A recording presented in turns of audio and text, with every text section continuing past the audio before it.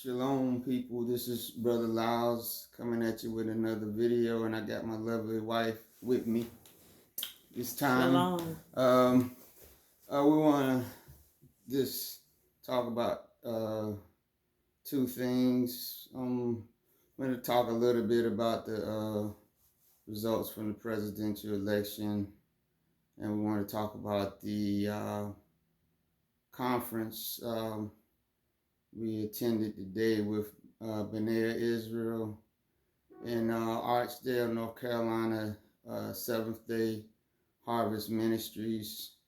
This is the first day. It's a second day tomorrow. We're not sure if we're gonna go, but we just wanted to discuss a few things that we heard today that was interesting to us. If you want to see the full service, you can go to B'nai Israel channel, and it's uploaded already the first day. So go check it out if you haven't already.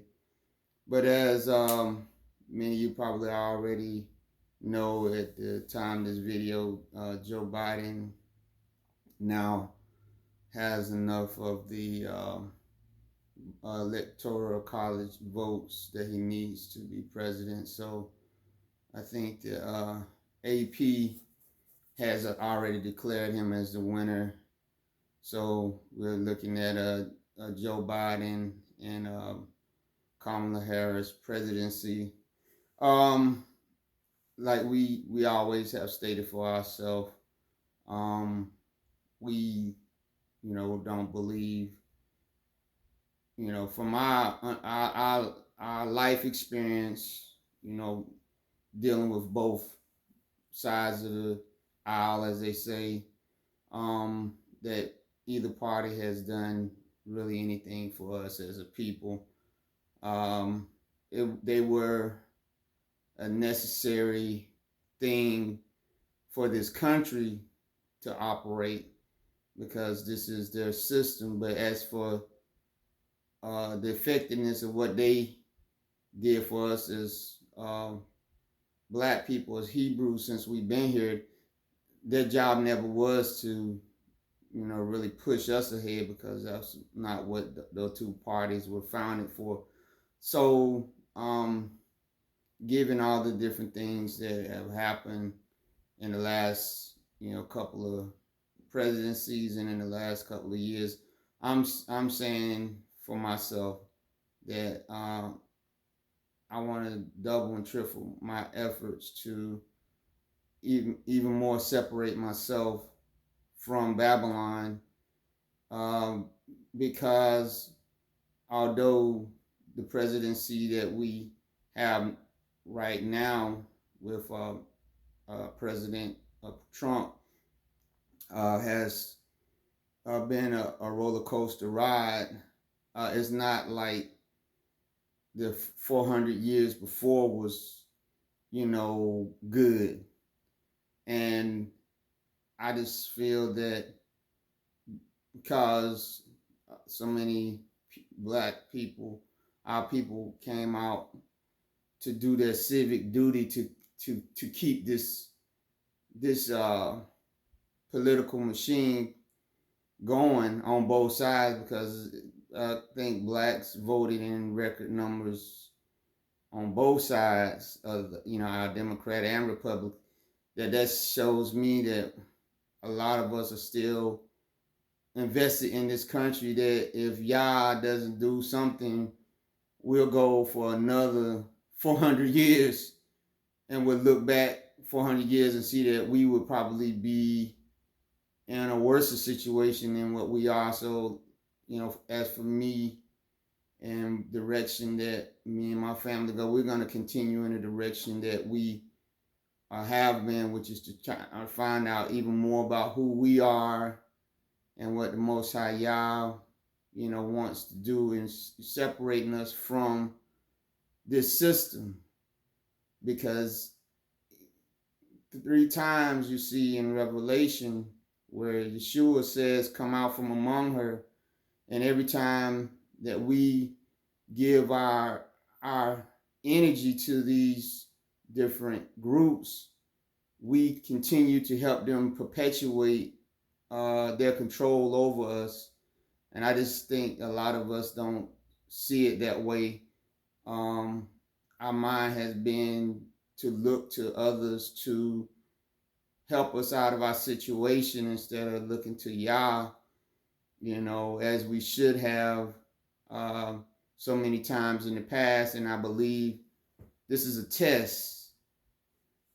Maybe not right now at the beginning of Joe Biden and Kamala Harris presidency, but I believe that as it goes on, there's going to be even more of a separation, I think, for the the coming uh, harvest that Yah wants, where He said He's gonna, you know, separate the wheat and the chaff, meaning that which is not, you know, any good is gonna be burnt up. Whether it's gonna be through more of us being locked up than ever, or more of us, being killed. I don't know. But those are my views on the win. I don't. It doesn't excite me or depress me. I'm just. It's not of concern to me. Because I'm gonna continue on doing the things I need to do to prepare my family. Because I think we're in for some rough times, whether Donald Trump would have been reelected, or even with who we have. And I think we don't need to take our eye off the prize. I'll let my wife speak her views. Yeah, I just want to say that our future shouldn't depend on Biden or Donald Trump. We need to depend on the Most High for our direction, our life, our health, and all our strength. Because we have known in the past with the Democratic Party as well as the Republican Party that they have never really did anything for us as a people. They make promises, but they never bring them to pass. So as a people of God, we need to focus on Yah as our Redeemer, our Savior, and our King. And so many times we see in the Word of God, especially in the Old Testament, where we have chose man over God. We have chose the man to be men, rather to be the kings of us than Yeshua. Yes. Yehuda, rather. Yes. So we have to make our mind up in these last and evil days who we're going to serve. Yes. And we have to be more specific in the things that we pray for. Yes. In our direction, and going in the way of Yah, and being those chosen people that He have called us to be, and not be persuaded by the influence of men that will let you down. And to add on to what my wife just said, which was some good points. That doesn't mean that that the Joe Biden presidency might not be something that Yah, because Yah, the Bible says He puts the basis of men over nations. So that doesn't mean that Yah can't use the Biden presidency to help Yah's people to come up out of the situation. He used Nebuchadnezzar, Yes. He used Artaxerxes, and all these men. They were not, followers of him, but he never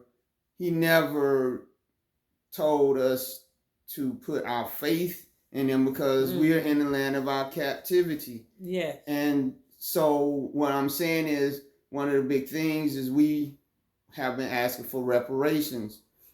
If, and I say if, Joe Biden would even consider to do what black people is asking him to do, I don't think it would be that. I think it would be something else.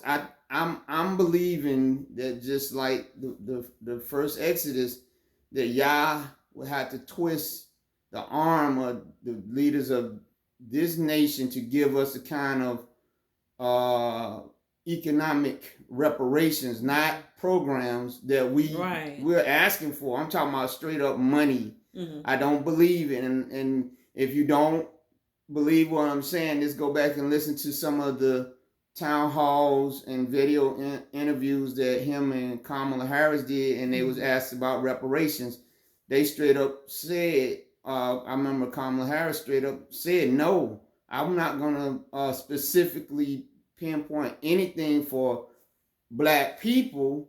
He said, I would do something for everybody, and that's going to lift everybody up. But the only problem is, and it's been stated more eloquently than I have, could state, is that since we were in slavery so long, and then Jim Crow and all those other opportunities that we had to lift ourselves up out of economic power that we could have accumulated, since we didn't get to do that, even if they now wanted to give us a boost up with everybody else, we still would be on the bottom of the totem pole, because overall we have a small percentage of our population that are millionaires and a few billionaires, but overall in this nation, and then overall in the world situation, all of us who are of the 12 tribes, our economic situation is in dire straits. You look at Africa,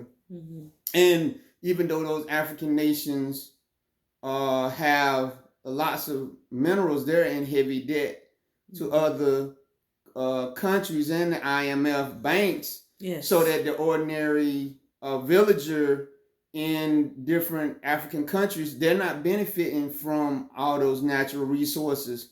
So we are in a very dire economic situation here that, the Bible predicts, there's going to be a hyperinflation that's going to run rampant. The only thing that's going to save us is Yah. He's the only one that's going to bring us out of this coming. This thing is going to be like nothing that's ever happened. And, when the economic situation hits the world, and this is one of the reasons why when it does hit, and it's in the process of happening now with, this illness, this sickness is going around the world, it's going to cause, and it was planned, it's going to cause the world's economies to collapse. And what's going to come up out of the ashes, the phoenix bird, is going to be the thing that's going to tie you into their computer system. See, Yah has his heavenly host and his kingdom that governs us. Because men that are in rebellion against Yah and don't want his rule, they could come up with Satan's system, and Satan's system is technology, and this technology is tied to supercomputers, it's tied to binary numbering systems of people, with your social security number. All of this ties in, and this is how Satan, through his followers who are scientists and doctors and lawyers who believe in the Luciferian principle that man can rule himself without the help of Yah. They say, okay, well, if we're not using Yah, what we're going to use? We're going to use the technology. And the technology, if you want to participate in this world system, you're going to have to not believe what the Bible states about certain things, and they're going to prove your loyalty when it comes time for you to get tied into that system. We somewhat tied into it, but the level that they're going to go to next will test the commandment that Yeshua gave, where he said you cannot serve Yah and Mammon, meaning if your ability to buy and sell in the system is going to be challenged, is going to be challenged on you being able to accept all the different things and laws that they're going to be asking you to break according to the Bible in order to join it. like the manipulation of your DNA, the Yes. moral laws that they're gonna ask you to overlook, and all these different things. And Yeshua said, he said, no man hates his own flesh. Right. A lot of our people, to save their flesh, they gonna give into it. We've been giving into it. I'm not sitting up here and telling you that I don't have a debit card and I don't have the cash and everything, but they're gonna take it to the next level. And we got and the Joe Biden presidency, I believe, is gonna be used by Hasatan or Satan to distract some of us who have become awakened to a lot of things, other than just the fact that we are the people, but also to this system not being for us. Some of us is gonna get thrown off and say, well, we can relax a little bit, in the sense of, since we voted them in, they're gonna do what we say, and we won't learn from history that never has been the case. When we fought in the Revolutionary War and they promised our forefathers that they would give them freedom, they didn't. When we fought in the Civil War and they told our forefathers when they came back, they could help rebuild this nation, and we did for the first 12 years, and then they reneged on the Freeman bureaus, and wouldn't let us vote anymore again to the Civil Rights era in 1960s. And then Jim Crow came, and all the land that they had, some of the land that some of them had got, during the sharecropping, that went back to the former plantation owners. Over and over and over again, they have reneged on us, and over and over and over again, we keep coming back and giving our agreement to them when we vote. And I'm not telling you if you voted you evil. I'm not saying. I'm just saying, don't expect the results to be any different than they have been before, because insanity is doing the same thing over and over again and expecting a different result. And I know people say, well, stop being pessimistic. It's not being pessimistic. It's called, if you don't learn from history, you're doomed to repeat it. And we, as a family, this family right here, we do not want to repeat that. We don't want to repeat some of the mistakes. We don't want to put our whole hopes in, like when a lot of people put their hope in the Obama presidency, and besides the Obamacare, they was kind of disappointed, but they couldn't voice it because they had put their whole heart in it. We don't intend to go down that road. We won't. That's why we're going to continue to learn who we are. We're going to continue to learn what of the options that Yah is giving us as a family and as a people. And we're going to continue to pray that Yah will separate us from this whole world system, because it's not just the United States. It's all the other nations too that's tied into it. Until Yeshua comes and rules over all this, it's going to be like this kind of wherever you go. There's a few countries that probably will rebel against the system, but overall, the Bible says that Babylon made the whole world drunk. So you, as an individual and as a family, you got to make up in your mind that the whole world continue to go down this road, I got to go the other direction. And I'll let my wife. We have to stop depending on man. I see that a lot. In this election, it's like, oh, if you don't vote, specifically for Biden, we're going to be in a bind for another 4 years. And Trump is going to upheaval, everything that was good that we have. And it was just too much dependency on man. And we need to stop doing that. I'm not saying don't do your civil duty, but we have to stop putting all our eggs in one basket. All right, giving our energy. Right, and then when things go wrong, we either try to play it off, like a lot of us said, well, he's doing the best he can do. No, he's not doing what he had promised. Yeah. And we have to stop thinking in that way that all our problems are going to be resolved through man. Yes. People that are in higher leadership positions. Mm-hmm. We have to stop doing that. I know you had to do whatever you felt you had to do, but stop putting all your eggs in one basket. And then that way you will never be disappointed. And even some of our people, even when they came from, the polls, and it's some that, did vote and actively are, want to push the Biden presidency to keep his promise. Mm-hmm. But after how many times after he gets in office and he doesn't have that open door for you, will you finally say, okay, now we got to do like Yeshua said, we got to separate. Right. Notice what happened when we as black people during the year of return, and they start seeing it was awakening in us to go to just visit, not even to want to move there, but just to investigate about Africa. Yes. Then this sickness came where nobody could travel, nobody could do anything, and you got concerned about just staying alive or whatever.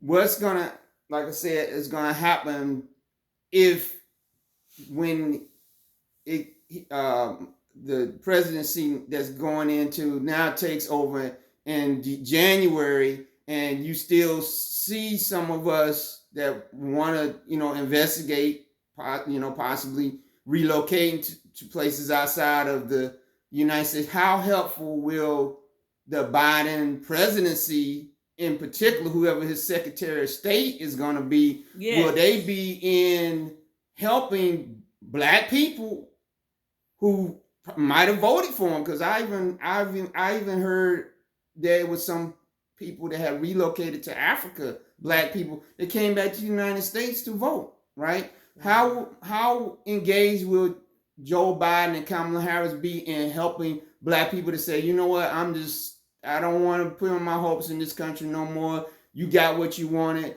I just want to get out of here, and I want to be able to give my family a decent place to come up, because I understand that the police forces and the military and all that stuff is not going to change them. How cooperative will they be in helping people relocate, and also will they discourage it or will they encourage it? Right. The Trump presidency discouraged it by allowing all this stuff to happen, that shut down the borders, allow this whatever this is, this sickness to cause the borders. Will Biden say, okay, well, if some of you that feel that this, or will he say, no, you got to roll up your sleeves and stay here? Because even right now, they're saying, with the, because of the sickness, a lot of people that have been putting in applications for passports, some of them been waiting for over 3 months. Will the Biden presidency, when black people come to them and say, hey, look, it's some of us that want to relocate because we see 400 years, we haven't made a progress. We're not actively trying to bring this nation down, but we just don't want to be part of it no more. Can you speed up the process of us getting our applications pushed through? Can you speak favorably to other African nations that and maybe create some kind of get them to give us more favored status as being not as just tourists or whatever, but that those that can definitely trace themselves back to the transatlantic slave trade, that they could push, or maybe not push, but they could speak to some of the African nations where a lot of us are going back and say, hey, you got some people that are returning. We as the United States of America, just like when we created Liberia, we want you to, and we want you to give some presidents to our black Americans that are returning to Africa. We want you to, make some accommodations for them, and we're willing to put some money behind it. Mm-hmm. Will they do that? You understand what I'm saying? So I'm gonna let my wife say some more about it, and then we're gonna move on to the conference, because I think we pretty much got our understanding of what we believe about the presidency. It's good for those that put their time in voting and getting out the vote or whatever, but don't be naive. That's what we're saying. I'm gonna let my wife And don't put your total trust in Biden, because of the presidents that came before us. They promised us a lot of things, but they really didn't come through. Mm-hmm. So don't get disappointed when he don't do the things, and also her, Camilla, the things that they promised. Don't be disappointed. Yes. Because it have happened before for hundreds and hundreds of years. Even treaties that have been made with the Indians. Yes. Broken. Our mule in 40 acres. Broken. When the men came back from war, they couldn't get no houses, couldn't get no loans for school. Broken. So we cannot depend on the powers at hand to come through for the things that concern of us. Yes. Don't even depend on it happening a whole lot. Yes. They may do a few favors. But for the most part, we will see. Yes. Exactly what they say that they supposed to do. Yeah, keep the pressure on them. Don't make them feel that, we have faith in whatever you say. No, put their feet to the fire and say, we need our men and women that's innocent, that's in prison, to be released. Yes. We need those drug offenses that have put people in prison for decades to be repealed nationwide, not state by state. And we need to do that. Right. And so again, we say, put your trust and your faith in Yah. Yeah. Now, getting back to, like I said, us continue to learn more about who we are. Every time we go to a B'nai Israel conference, you think, okay, well, what more can we learn that he might have not already said? And he just keeps surprising us with more information. And we're not gonna go in depth because you can go to the video and listen to his teaching yourself. But we just want to highlight a few points that we thought were interesting. And what's his name again? For the viewers. B'nai Israel, and he's the originator of the Hidden Hebrew series. Yes. His channel is B'nai Israel, and he concentrates mostly on the Spanish and the Portuguese Jews or Hebrews and their migration and the Inquisition and history predating or rather books written on us pre-1900s.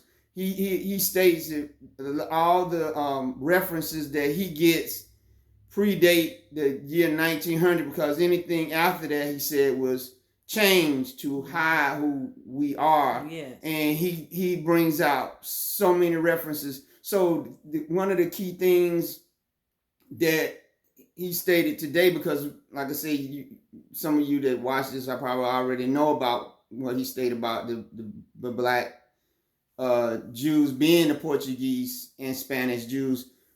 One of the things that he brought out that was new to us was the fact that some of us didn't come over here in the transatlantic slave trade. Some of us came over here on our own.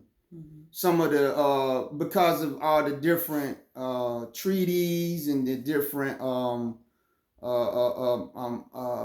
agreements that was made, and he said he still got to study to see the percentage. So I'm not telling you that, like Dane Calloway, and say, the slave ships and all that was a hoax. No, myself personally, I believe he probably gonna find out that the majority of us did come over here on the transatlantic slave trade, on those slave ships, but it was some of us that came here on our own, that have been, exiled from Spain and Portugal. And it's kind of elaborate. That's why you need to look at the teaching. But basically, in a nutshell, he said when some of the black Hebrews the black Jews that were in Spain and Portugal were exiled out of the country. Some of them went on their own dime into Africa.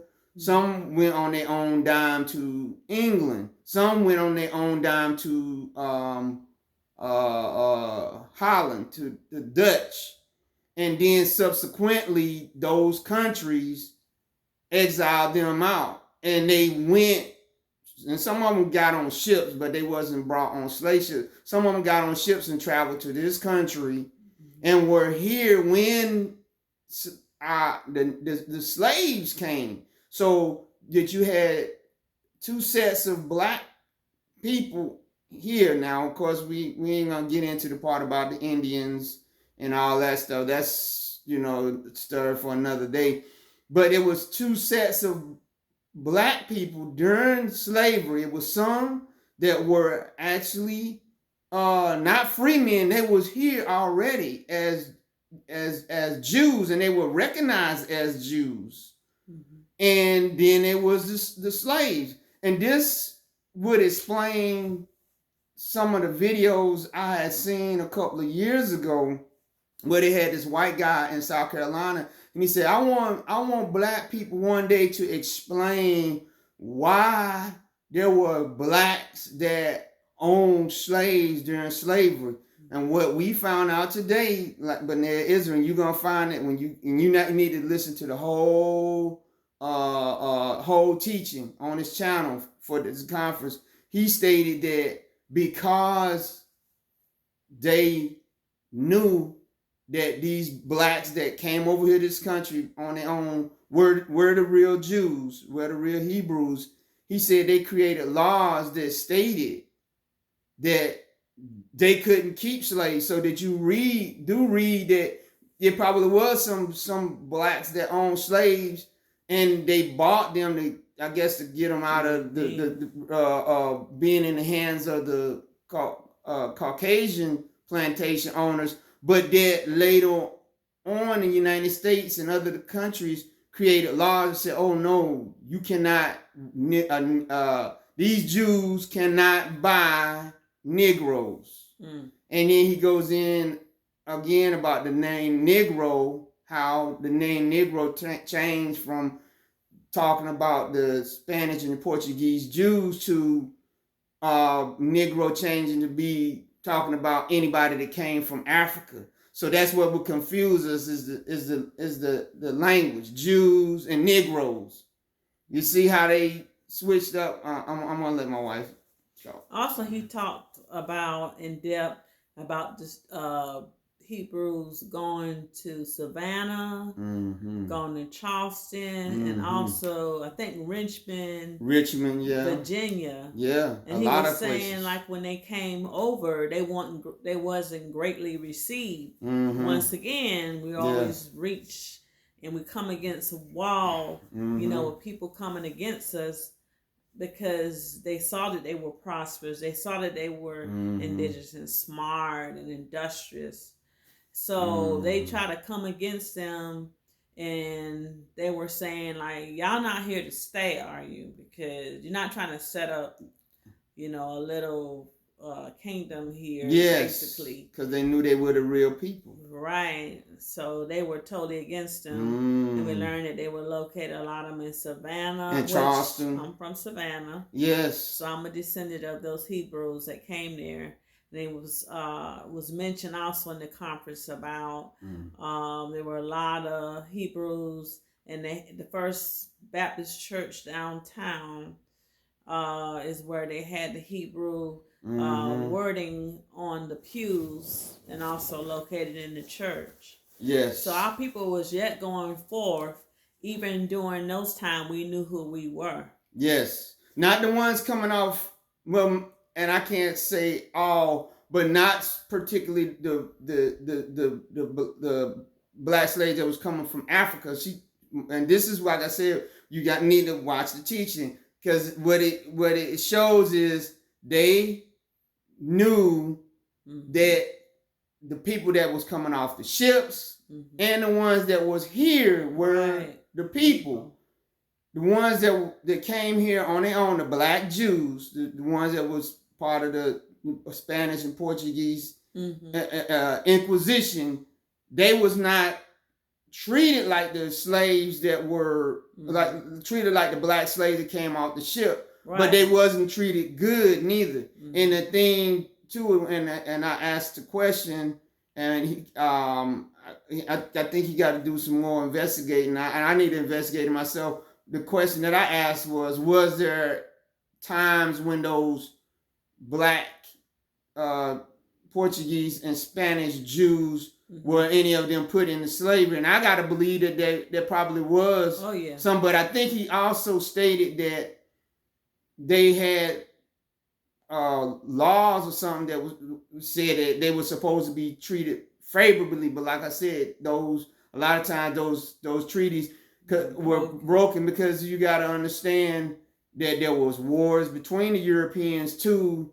So I think he said at one time it was kind of down in Brazil, because the black and Portuguese Jews that had been brought there traveled there on their own when Holland, when the Dutch started fighting against the Portuguese and Spanish countries, that some of them sided with the Dutch and helped the Dutch fight against the Portuguese. But then in the teaching, he said that once the Portuguese was able to get the upper hand again over the Dutch, that's why you got the Dutch Antilles, you got Suriname and some other countries down there in the Caribbean and in South America. That explains, and he said that they sided. You can even see it with the piracy, that at one time, when England was fighting against Spain, you had the pirates that were, like contractors to England, that was taking down the Spanish ships. I got to believe that some of those pirates, a lot more of them were probably our people than a little bit, because that would have been a perfect thing for them to fight back against Spain and Portugal by siding with the English against and in fact, but then that goes back to what me and my wife was talking about when we went to Jamestown for and during 2019, when the English captured that Portuguese ship that had those slaves from Angola, and they brought them here to America, and they wasn't sure what they were supposed to do with them, because at the time England didn't have no laws about slaves, and then here in America, they made laws to say, okay, we know what's going on with Spain and Portugal, and that these were slaves of Spain and Portugal. We're going to create laws to say that they can be our slaves too, because at that time they didn't have any. So then they basically said, well, that's, we need to start participating in this thing and benefit, and not always side with these black people, these Hebrews or whoever they is. We need to start enslaving them too. Because remember what we said, that at one time when some of the slaves or people came here, some of them were given their freedom, but then how they went back and later reneged on that and said, no, anybody that was born from henceforth would become a slave. So how they would change things. So it was a whole lot more going on back then, dealing with us. Everybody was not in chains, basically. It would repaint history in such a way that it would just boggle our mind what, some of the things that we were taught compared to what was actually going on. Even to Oglethorpe, the guy that founded Savannah, where, like I said, it was some black Jews down there that were not slaves. They were actually, they actually had synagogues and everything in the city of Savannah. Yeah, you understand what I'm saying? It would rewrite all of that, and it's all coming out now. And so that's just really pray for Benaiah and others researching this, because they bringing out stuff that's is hidden. It's once it gets out there, and this is why I'm saying this, Biden presidency and Kamala, this is going to be a distraction to some black people where they're going to be like, I don't care about that. I want things to get back to the way they were before Trump came. Things ain't going to go back to the way they were, because even if Trump had not been, even if he had not been elected, they were not going to go back. They need to redo this whole earth. They Fauci, the guy that's over all this stuff dealing with this sickness or whatever, his governing it. He had stated that in 2017 that there was going to be a major pandemic. So this stuff was going to come just for the fact that they knew, and they seen a lot of us waking up, that they had to bring up distractions. And so this kind of information right here will help us see, man, if we had all this stuff going on back then, and we in this situation we're in, we definitely need to know that things ain't gonna change in this country. If we had a much more status than what the slave movies and stuff was showing, that will let us know 400 years, man, we could have been in a better situation, but it never was to be.